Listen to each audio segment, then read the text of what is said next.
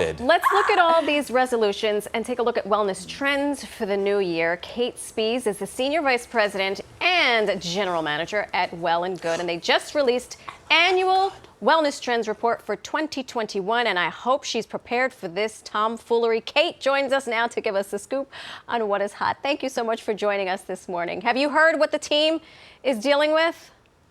I did. I loved it. I usually set a word for the year, and mine is also calm. I think nice. we can all use a little bit of that. Yes, we all could. So you have some trends that folks are going to sort of turn towards for this year. Pandemic personal care products. That is a mouthful, but I have a feeling it's going to be something good. What is it? It's a huge new category in the beauty industry that we have seen born from the pandemic. As the name suggests, people have really dry hands because they've been hand washing and sanitizing like never before. And so we're seeing so many brands releasing really elevated hand creams, hand washes. And then on the skincare side of things, many brands are releasing products to deal with mask me.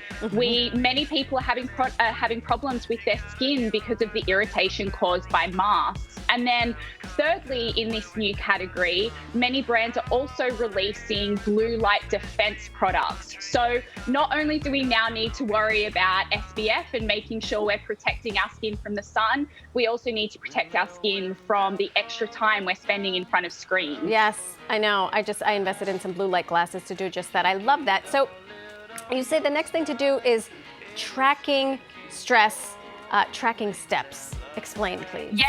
Yes. So many of us have wearables, and for so long, wearables were focused on tracking your sleep and tracking your steps. And the new frontier is tracking stress and helping people really tackle stress and lower their stress levels. So many different devices, from wrist wearables to ring wearables, are tracking stress via blood oxygen, or also tracking the depth or shallowness of the breath, and giving users the tools to be able to manage their stress a little bit better moving into 2021. So this really is completing the picture for wearables, meaning that people can track their physical, emotional, and mental well-being. I like this, and I think my family will appreciate if I invest in that, because I always track my stress. The louder my voice gets with my children, and then they'll be able to say, "Mommy, look at your thing. You are, in fact." Exactly. They'll now have data to help them prove their point. Exactly. The next thing you say is restorative fitness. I can't wait to hear this, because we can all use a little restoration.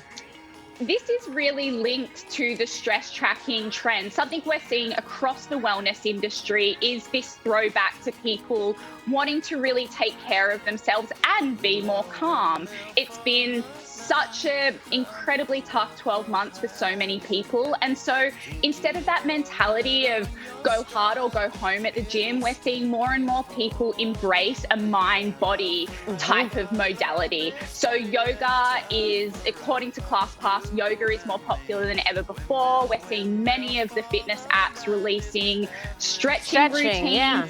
I was going to say, a lot of folks like stretching.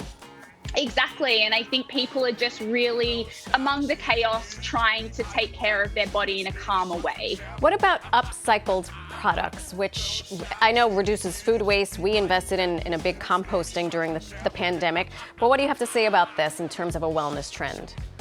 I love this trend so much, because not only is it a great nutrition trend where we're seeing many different brands using traditionally ugly produce to create really tasty snacks and other products, but also this is so good for the environment. So there's this real trend in the food industry, among many of the food shortages we're seeing and the problems with food scarcity and food insecurity in this country.